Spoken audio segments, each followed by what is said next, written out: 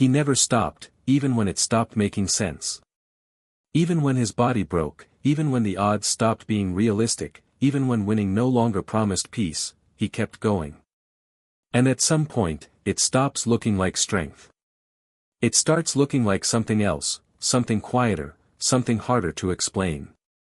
At its surface, Baki Hanma is simple. A young fighter trains obsessively to surpass his father, the strongest creature alive.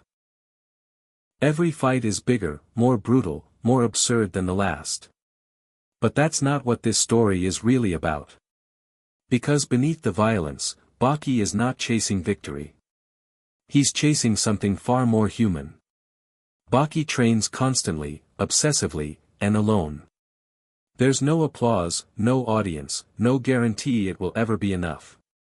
At face value, it looks like discipline. But psychologically, he's trying to become worthy. Worthy of recognition, acknowledgement, and not feeling small in front of his father. This is where it becomes uncomfortably real, because many people understand that feeling. In many of Baki's battles, he doesn't just want to win, he wants to understand his opponent. He lets himself get hit, studies pain, and adapts in ways that seem self-destructive. It looks like confidence, but it's actually a deeper need to prove something. If I can survive this, then I am something. This isn't about fighting anymore. It's about identity. Yujiro Hanma isn't just a character, he's an idea. The impossible standard that makes everything else feel insignificant. Baki doesn't just want to defeat him. He wants him to see him, to acknowledge him.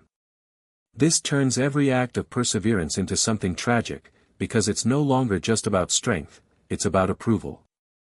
There are moments where Baki reaches incredible levels of power, but instead of peace, something feels off. The stronger he becomes, the less peaceful he looks. This contradicts what we expect. We assume strength brings freedom. But Baki reveals that if your strength is built on proving something, you never stop needing to prove it. What Baki teaches about never giving up isn't simple motivation. Perseverance itself is neutral, it can build you or trap you. There are two kinds, one driven by purpose and growth, and another driven by lack and the need to prove something. The second kind never ends, because the goal isn't external, it's emotional. In real life, people experience this more than they realize. They chase goals believing they'll finally feel complete. And maybe they do, for a moment. But it fades, and the cycle continues. Not out of passion, but because stopping feels uncomfortable. Because stopping forces a deeper question, was it ever enough? This is what makes Baki powerful. Not the fights, but the recognition that never giving up isn't always strength. Sometimes, it's fear.